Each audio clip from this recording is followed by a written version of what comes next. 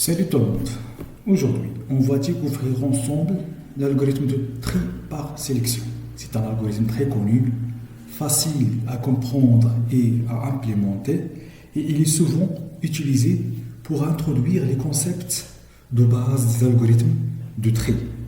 Son fonctionnement est simple et intuitif. À chaque étape, on cherche l'élément le plus petit dans la partie non triée. Puis, on l'échange avec l'élément situé à la position courante. C'est comme si on divisait notre tableau en deux parties. La partie triée à gauche, la partie non triée à droite.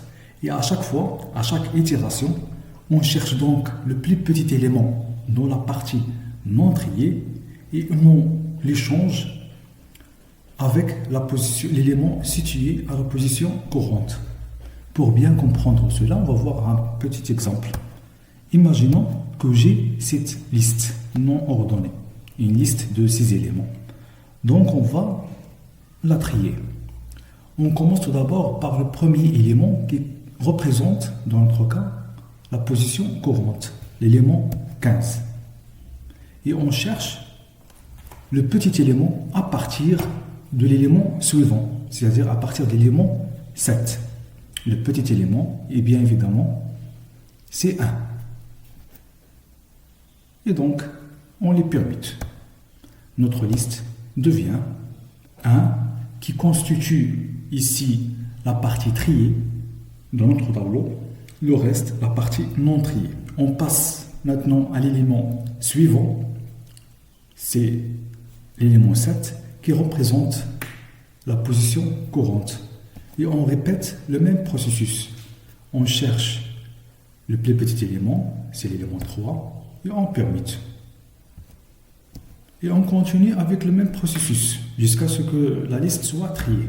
Mais dans certains cas, comme celui-ci, l'élément 5, il est à la fois l'élément courant et le petit élément de la liste non triée. Et donc, notre algorithme, il ne va rien faire. Il va le laisser tel qu'il est. Il est considéré comme au bon endroit. Donc, on passe tout de suite à l'élément suivant, l'élément 15. La position courante, c'est l'élément 15. Le plus petit élément, c'est 7. On le permute. Et voilà, comme vous le voyez, la partie triée augmente à fur et à mesure les itérations de tri. L'élément 8 constitue à la fois la position courante et le petit élément, donc on va le laisser tel quel, et on passe à l'élément suivant, qui est le dernier élément, et donc on a terminé l'opération de tri. On a commencé par une partie non triée, et on a fini par une partie totalement triée. Maintenant, passons à son implémentation. On va d'abord l'implémenter en Python, puis en langage C. Maintenant, on passe à son implémentation en langage Python. Donc, je vais utiliser mon IDE préféré, Visual Studio Code. Et voilà, j'ai nommé le fichier tri par sélection. Voilà l'exemple de la liste vue précédemment dans l'exemple. J'espère que vous savez comment manipuler les tableaux. En général, pour parcourir un tableau, on utilise un boucle for avec la fonction range qui génère une séquence de nombres à partir de l'élément 0 par défaut. Sinon, on peut choisir l'élément de départ jusqu'à une valeur stop qui n'est pas inclus dans la séquence. On va voir un exemple. Pour bien comprendre le fonctionnement de notre algorithme, on va commencer tout d'abord par une fonction qui nous retourne la valeur de min de notre liste. Après, on va développer notre algorithme. Donc, diff min val, il va retourner la valeur ici. Donc, essayez de me suivre. On va aller tout droit. Donc, min val, on va utiliser, ici je vais utiliser comme nom min-top, même si ce n'est pas de problème, min-val égale 15. Le principe ici, c'est qu'on va considérer le premier élément comme étant l'élément le plus petit. et à fur et à mesure les itérations, on va le comparer avec les autres éléments à partir de l'élément suivant, à partir de 7. Si on trouve un élément plus petit, alors la valeur de min-val sera la valeur de l'élément le plus petit. For, ici on va parcourir le tableau, range, et comme on a dit, on va commencer à partir du deuxième élément, c'est-à-dire à partir de l'élément de la valeur 7. Deuxième élément a comme indice 1, jusqu'à le dernier élément, len ou bien len tab. Len tab va retourner la taille de la table, avoir 6. Le sixième élément n'est pas inclus, donc il va aller de 1 jusqu'à 5. Et on va comparer chaque élément de la table avec la valeur de min-val. Si il est petit, c'est-à-dire par exemple min-val ici, il contient l'élément, la valeur 15, on va le comparer avec 7.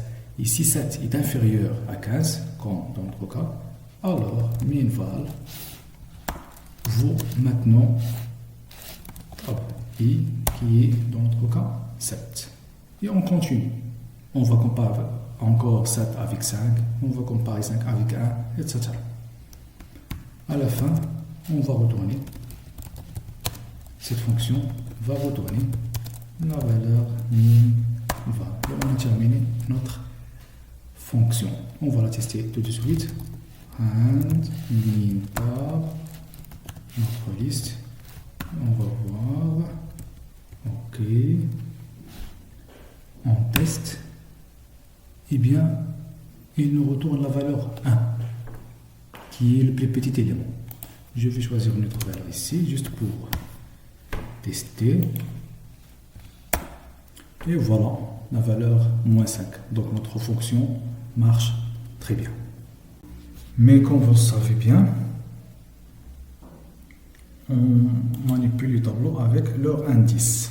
Donc je vais modifier notre fonction pour qu'il nous retourne l'indice de l'élément le plus petit. Pas la valeur, mais l'indice. Donc, faire quelques modifications. Au lieu de min-val, je vais utiliser min-index égal.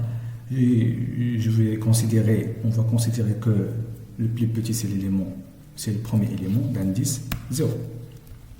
Alors ici, min-index égale 0. Je ne vais pas comparer la valeur avec l'indice, mais avec la valeur d'indice min-index. OK, ici, je dois récupérer l'indice de l'élément le plus petit. Index, et je vais retourner, bien évidemment, min-val index.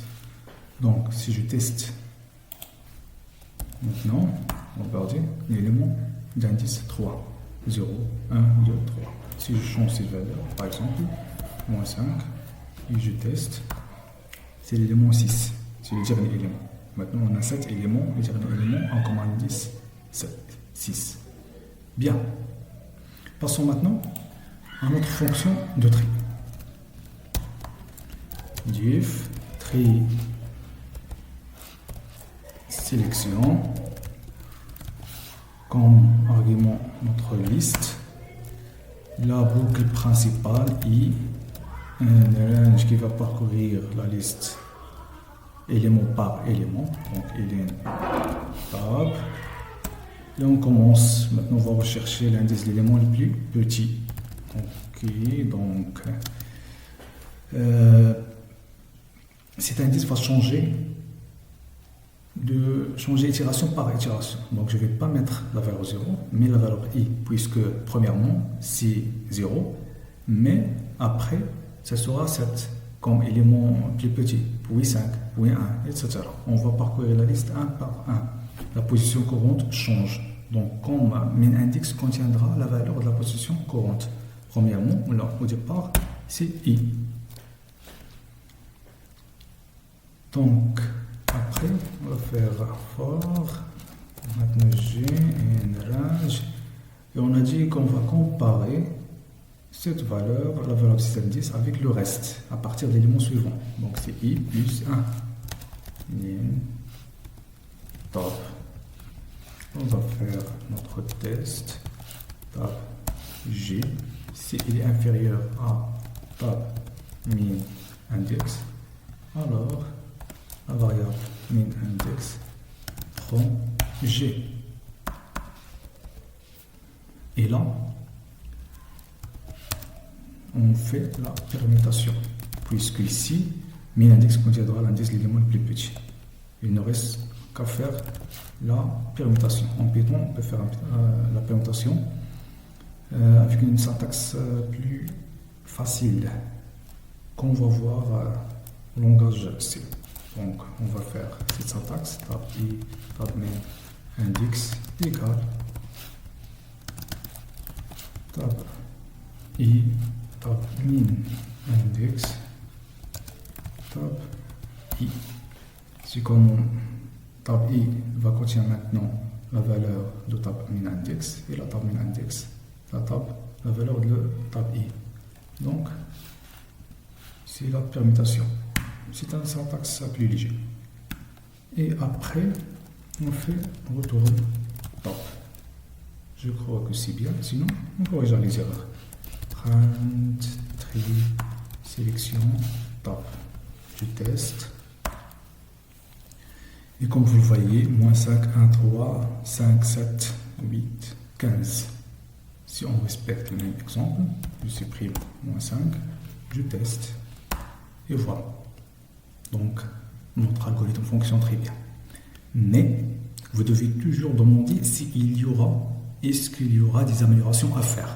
Parce qu'on ne cherche pas seulement d'avoir un algorithme qui marche, qui nous retourne le résultat voulu, mais aussi un algorithme efficace, c'est-à-dire l'algorithme le plus rapidement possible, contient le moins possible d'instructions, etc. On doit améliorer.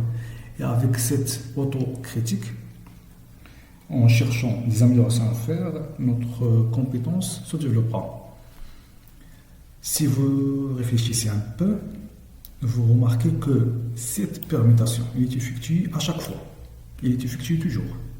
Même pour l'élément 5 qu'on a dit avant qu'il est déjà bien placé. Alors, pas besoin de les changer. Même chose pour 3. On va faire une petite démonstration pour illustrer tout ça. Donc, on va créer cette variable t égale initialisée à 0. Il contiendra le nombre de permutations pour voir ce que je viens de dire. Et t s'incrémente à chaque fois qu'on fait une permutation. Et avant de sortir, je vais faire print f nombre de permutations effectuées et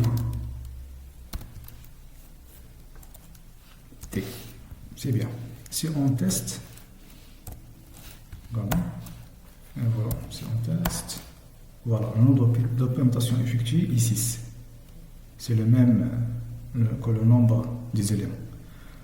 Mais alors, on a dit qu'on peut faire ici une amélioration.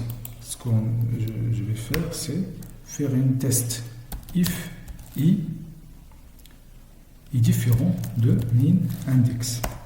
C'est-à-dire, au début, min index égale à i, la position courante. J'ai cherché une valeur minimale, le plus petit élément. Donc, min index va changer. On suppose qu'il a changé de valeur. Et ici, cette instruction, on va tester. Si min index est le même que l'élément de départ, alors on ne doit rien faire. Sinon, là, on peut faire notre permutation. Si on teste, maintenant, notre tableau est bien trié, mais avec moins de permutations. Donc c'est une amélioration importante. Parce que, imaginons si nous avons 1 million d'éléments. Et vous avez beaucoup d'éléments qui sont déjà au bon endroit, déjà triés. Alors, pas la peine de les permuter.